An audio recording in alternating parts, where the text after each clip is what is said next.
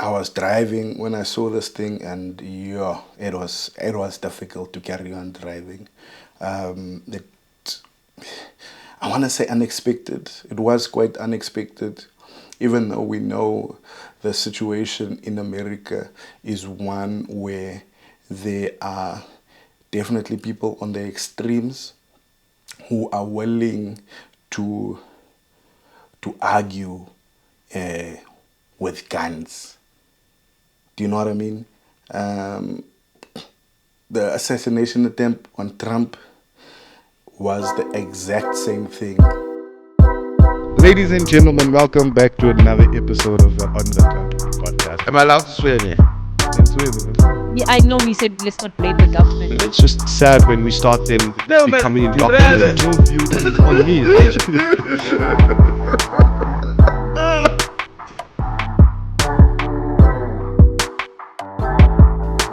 No matter who you are, no matter what your beliefs are, whether you consider yourself left or right, conservative or progressive, Republican or Democrat,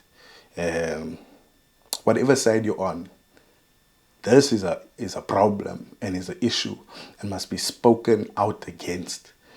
Like it's not okay to kill someone for disagreeing with you. It's not okay to kill someone that makes you question yourself. What do you think introspection is? Do we expect like the world to validate everything that we believe, validate everything that we think about ourselves? Bro, this is wrong. It's wrong, and anyone who doesn't think like you, we're going to silence them like this. And I'll tell you what I think the real problem is. Besides the actual act of killing someone, the left has resorted to all forms of assassination to silence opposing views, to frame those views as evil or racist. Guys, we must not conflate racism and evil and prejudice with people that just disagree with us. There are evil people on both sides of the aisle. Speaking now of this the bipolar politics of America, or this two-sided politics of America. In most countries, politics is not one or two.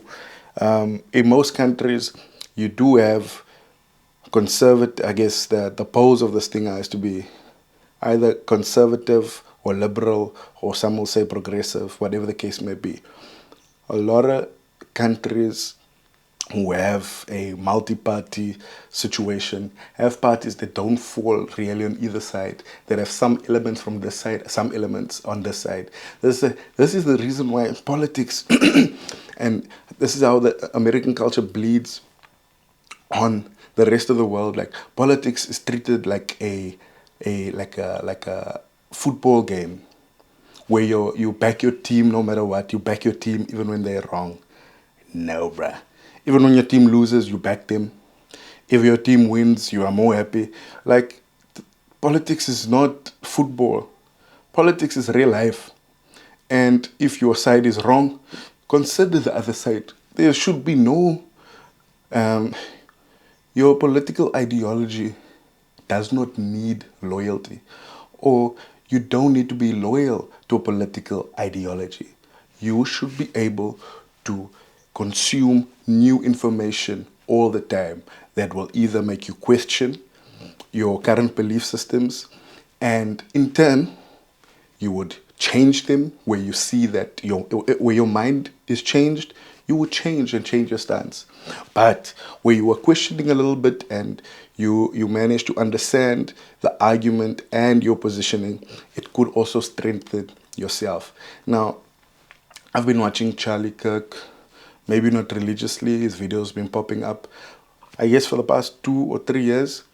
And who and what I think Charlie Kirk stood for, and why his aim or his focus was on discourse amongst young people. The first person I saw who do this was Stephen Crowder, who did the Change My Mind thing, and he would either go out in public or universities. And I really thought that that's important because I've really felt that universities, schools, colleges, those type of places have really affected the minds of young people. And what may seem positive at the time is not positive. I don't think a university or a college should lean any specific way. And I think what happens in varsities and colleges is certain professors or certain academics who lean left, push that leftist ideology and imprints that on young, vulnerable people just at a time when they need to start feeling empowered and start needing to feel and needing to start feeling like adults as grown-ups. I know this. I didn't go to a university per se. I went to a creative school. I went to a school that had a lot of creatives, a lot of liberal thinking. And even then, as someone who considers myself liberal or progressive, even that for me was like, yo, you guys aren't like attempting to be neutral in a thing. And that shaped the way I think about a lot of things. And it's usually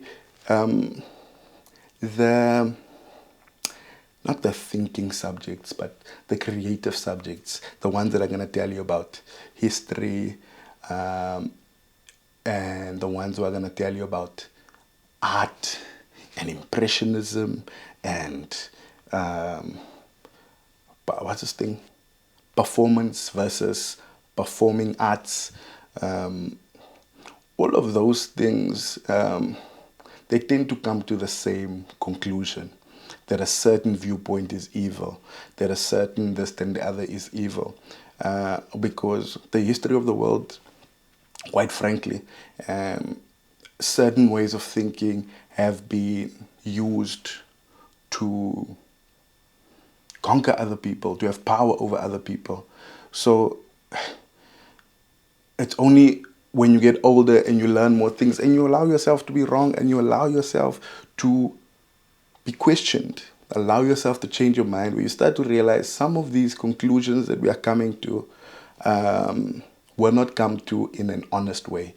I think university professors and lecturers and that type of thing are in a position where they prop up children.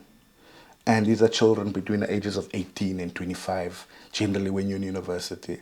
You're in a space where you want to feel like an adult, and here's this professor who treats you like an adult. It's the first time you're being treated like an adult. Everything you're doing is validated. And that's what's happening.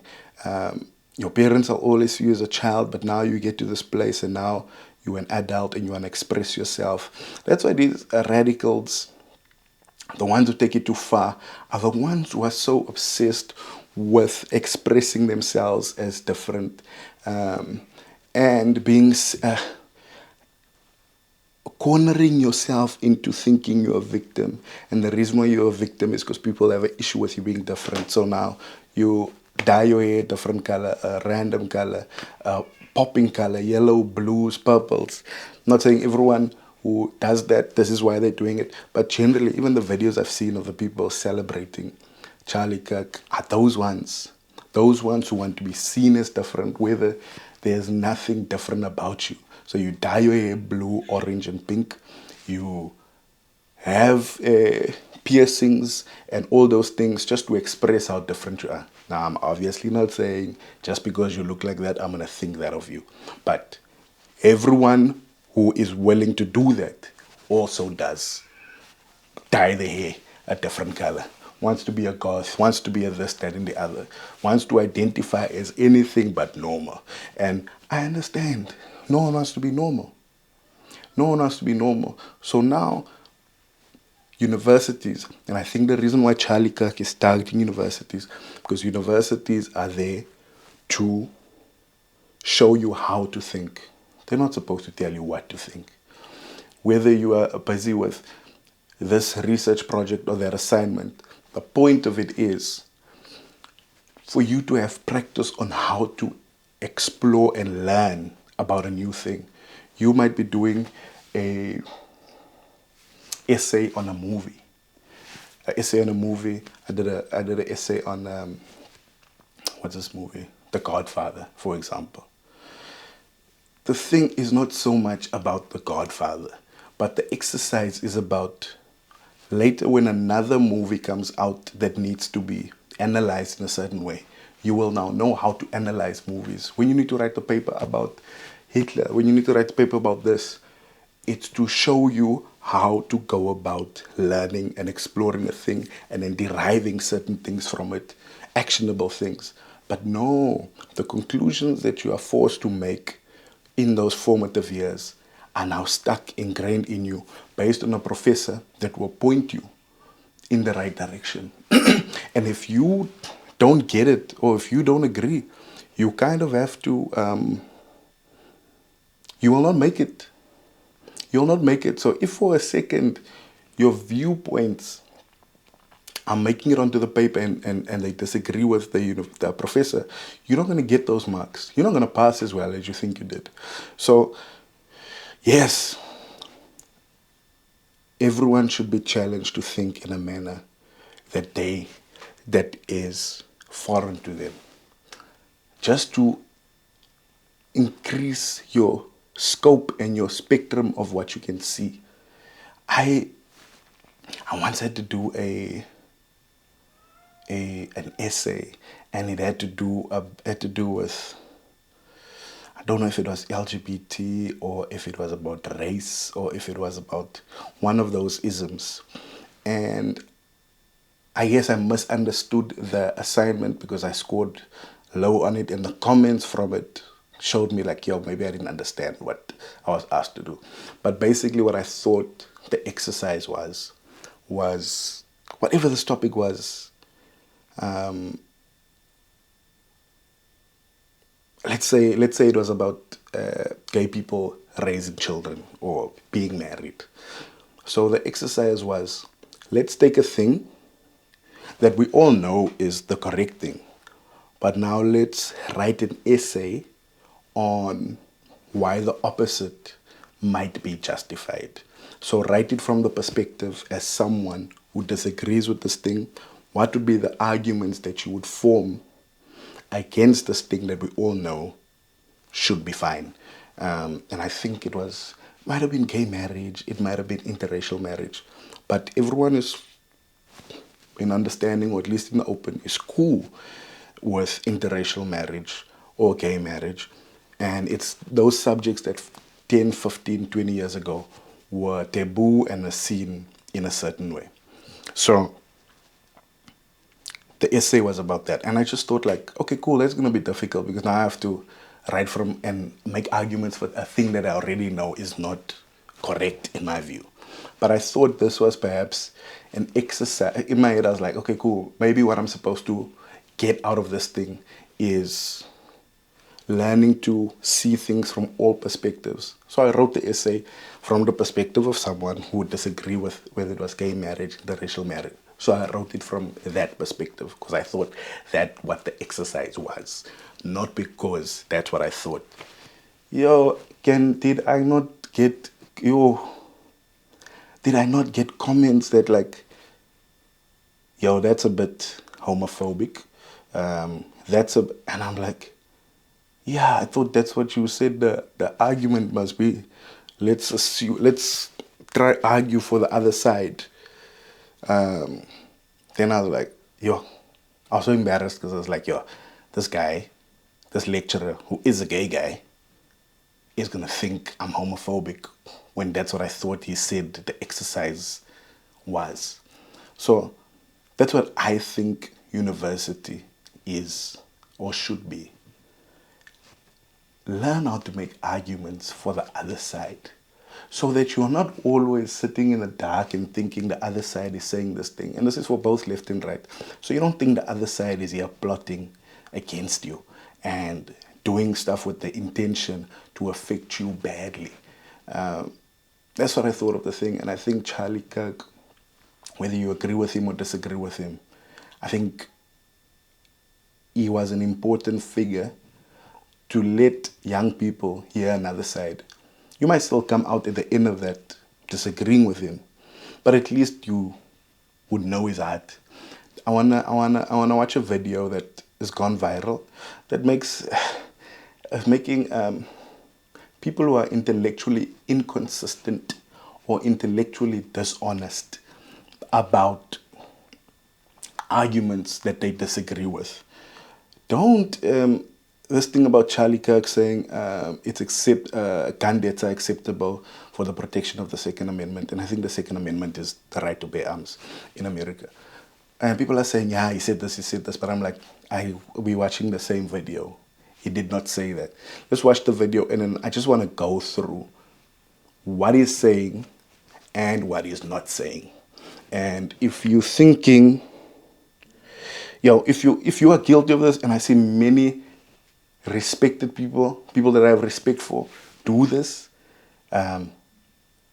changing the meaning of what you're saying or acting like they don't understand what you're saying, that's weird. And Charlie Kirk obviously is not a politician, so the stuff, he has no incentive to lie.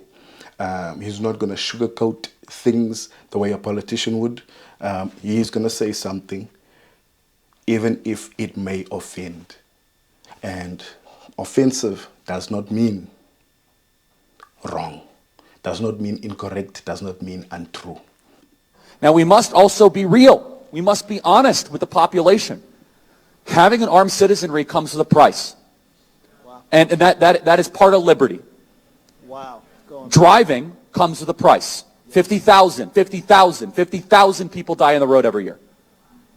Wow. That's a price. You get rid of driving, you'd have 50,000 less auto fatalities.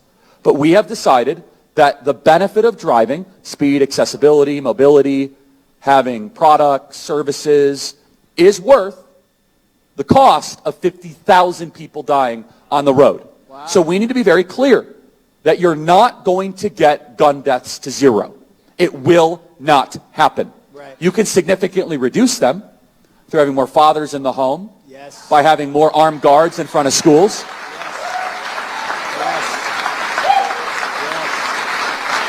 We should have an honest and clear reductionist view of gun violence, but we should not have a utopian one. You will never live in a society when you have an armed citizenry and you won't have a single gun death. That is nonsense. It's drivel. Wow. But I think it's worth it.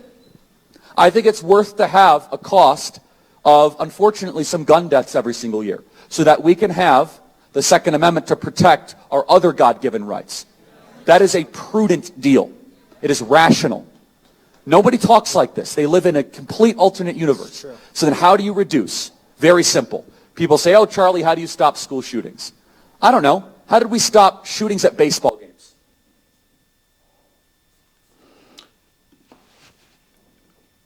I initially only heard the second part of the clip.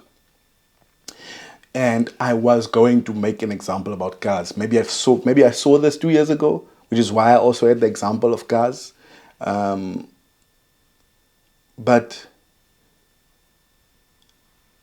everyone misconstruing what he's saying about the collateral loss of life for the protection of a right. And when we weigh that, is it pragmatically? When we weigh that practically, about what it means or what it would mean to drop a specific right to address a certain consequence of upholding that right, we sit there and we make the decision. Now, me personally, I don't vibe with American gun laws. I understand where it comes from. Back in the day, it was so that the government cannot come to you and do whatever they think they're going to do. I think the world is more modern, so the likelihood of let me not even say the likelihood is less because the government can still come after you. But the likelihood of you being able to defend yourself against the government or your ability, no one has enough guns, especially in America. It's not going to protect you against the government. And the power, compared to what the power the US government has now compared to then. So I don't agree with gun laws. I do think there must be a reduction of some sort, or there doesn't have to be such a big emphasis on guns and less people can have guns. That's my view on the thing. But the way people are covering the specific thing is very dishonest in the approach. I'll make another example of laws like this. And our countries try not to do it, but I've heard people on the left make the same argument he's making for other things. For example, if we look at gender-based violence, violence against women, sexual assault, rape, all those things, there are certain ways that those investigations go, and there's a certain threshold for evidence against an accused rapist, woman beater, and whatever. Now, there are a certain amount of people who commit violence against women who come out scot-free because there was not enough evidence. But that is not to say that the method of collecting evidence and the method of making a determination doesn't have gaps, because those gaps do allow for a certain amount, even though tiny, of innocent people to fall victim to a lie. So you can be innocent, whether it's in GBV and whatever, but I'm talking about gender-based violence, violence against women, because this is when people do make that same assertion, where you say, yeah, but what about innocent people? The way we're going about it is putting people at risk of being falsely accused.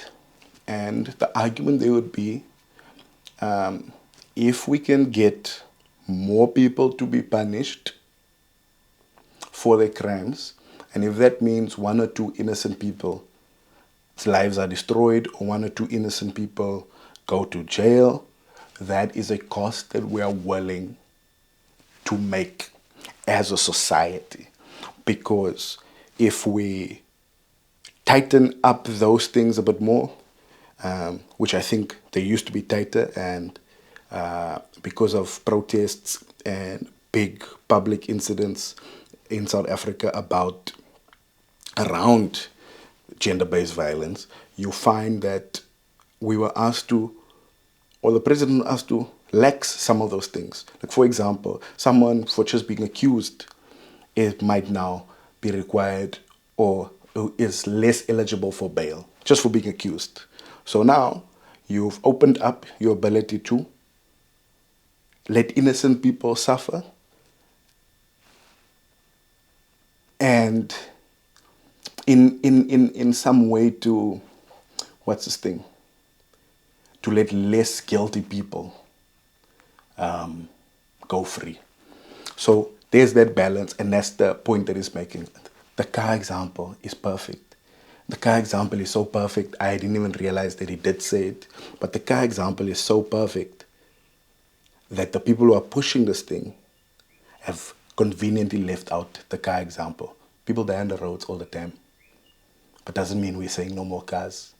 People drink and drive all the time. Doesn't mean we say no alcohol. Because the contribution of alcohol to the economy kind of outweighs the downfall of alcohol. Because let's say alcohol is an issue, it's a big problem.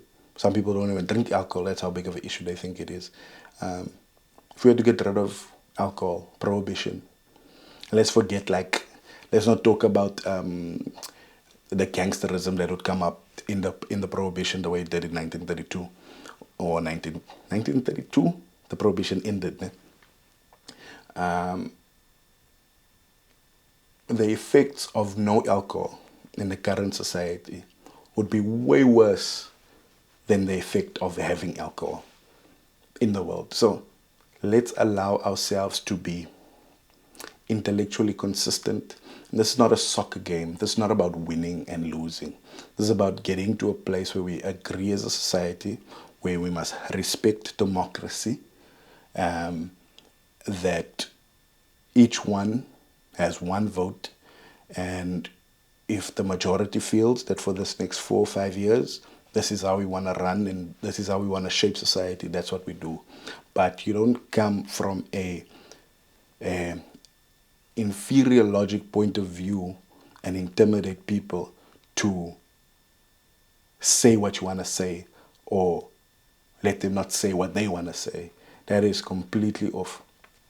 One more thing before I go. I had a very interesting argument with a couple of guys who I respect and are good thinkers and are good orators and speak very well and articulate themselves very well. It doesn't matter how the argument started or the debate started, but we ended up talking about something, and I mentioned to them that I consider myself a jack of all trades, and I know the phrase is longer than that. So yes, I consider myself a jack of all trades, and I understand the jack of all trades is what's this thing? A jack of all trades, a master of none. That was the debate, and we went on and we started debating about research and your ability to find information and look for information. And I was saying, yo, man, the way I use AI, I just ask it a few short questions and it must just tell me 1 or 2 things that I need to know for now. And my view was being invalidated because there is a very specific way to reach this stuff. You can't consider yourself an expert when, if that's what you're doing, if you are engaging and learning from AI like Kirk or ChatGPT. And we went on and we went on and I mentioned the phrase and I said, quite interestingly, so you said, don't use that phrase if you're not going to use the full phrase. And I said, yeah, but not everyone knows the full phrase. Some people only know the first part, jack of all trades. Some people know the second part, a jack of all trades is a master of none. And some people know the longer part, a jack of all trades is a master of none. And then the third part, a master of none is better than a master of one.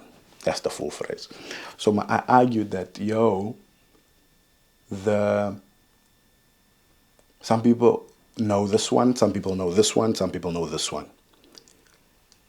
If I use that phrase, whichever one of those 3 lengths I use, I'm intending it the way it's meant for those 2, without ending the third. Because even when you look at that phrase, it starts off as a positive phrase. I'm a jack of all trades. That sounds like a nice thing to brag about. Then the second part of the phrase makes that a negative thing. A jack of all trades, a master of none. Then the third part of the phrase makes the first part positive again. You see that tennis thing going on there. So the debate was, but you can't use just one part. Say the full thing, say the full thing. I said, hey, you know what? Master of research, let me put it to you. I want to speculate something. I'm demonstrating to you the difference between someone who is so convinced that their way of thinking that they learned in university is superior to every other form of thinking, how that is dangerous and how you should be more open to someone you don't consider smarter than you. Even though it's not that I consider myself less smart or less intellectual than the person I was debating with. But I said to them, it took 30 minutes for me to get it out because they wouldn't allow me to speculate and propose a certain idea. And I would then ask them to go and find out how true this thing that I made up is. I said to them, and I explained that, if we're going to look at this phrase, it does seem like a tennis match between 2 people, 2 ideas. So I'm going to put it to you. They took so long to allow me to get to the point because they wouldn't let me say it. And I had to say, once I'm done saying what I'm saying, are you going to be able to prove me wrong? And then I'm going to put it to bed. So I said to them, yo, let's say, I think the phrase was a thing on its own. A jack of all trades. I'm a jack of all trades. I think that phrase was coined by itself just like that. Boom. They're like, no, it was a full phrase. You can't say half the phrase. I'm like, yeah, I'm speculating. I'm going to speculate, you're going to disprove me. And I said, I think the phrase went viral in the time that it was created. Yeah, don't use viral. There was no internet. Yeah, obviously, I'm not saying there was internet.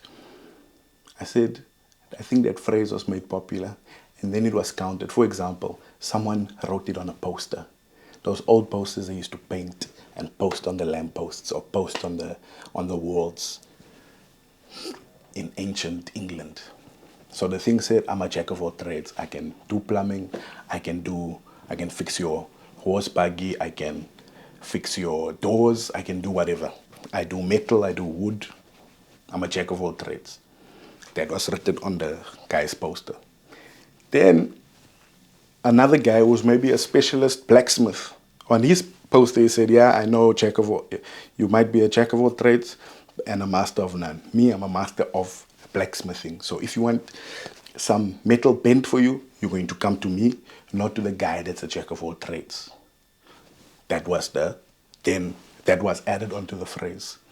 Then after that, whether it's a day, a month, a year, the other part, a jack of all trades is a master of none, but a master of none is better than one. I propose to you that came after, and it might have been in response to that first part. I said, okay, cool. Now that I've put that speculation out there, can you tell me where the phrase is from? And I'm not even going to mention the part where this debate also involved the fact that Google, AI, books are not reliable. But I said, go and figure out how much of what I said is possibly true. And I said, okay, cool. I just made this up. I guessed. You can now go back and tell me, okay, when was the phrase coined? Then I'll take it from you. Then I'll stop saying what I'm saying. They read the Google results. And Google said jack of all trades was popularized in the 1600s, maybe 17, 1800s. But only 200 years later, did the second part of the phrase come out. Never mind the third. My point of this whole story, because then they were like, yeah, man, but anyway, that's my point. Google is not reliable. We can't take this. I said, okay, cool. I rest my case. I've said what I needed to say. You're treating debates like a soccer match. Instead of conceding when you're like, okay, cool, I see what you're saying. I might have jumped to conclusions that you weren't making. And I was like, okay, cool. Some people don't know how to argue because we all feel so much that we've thought a thing through, so that by the time we present ourselves, we think there are no gaps in what we are saying. I want to say rest in peace to Charlie Kirk, but not even the human being or the person. The thing that he stood for was free speech and being able to debate, put forward your views, being able to be disagreed with and showing no fear. I think the thing that makes it commendable is that we all know that this is what happens to you when you speak up, when you say things that people don't agree with. So for that, man, I don't know if that's going to embolden proponents of free speech. I think if you're conservative, don't be scared to speak up and share your views. If you are liberal or progressive, don't be scared to share your views. I think really, guys, let's understand the seriousness of this assassination. And I think it's almost as deep as the attempted assassination on Trump. On that note, thank you for watching. If you've been this far, and subscribe to the channel. I'm Emilio Tobias. Bye. Ladies and gentlemen, welcome back to another episode of the On the Cut podcast. Am I allowed to swear there? Yeah, I know we said let's not blame the government. It's just sad when we start then becoming indoctrinated. No view on me.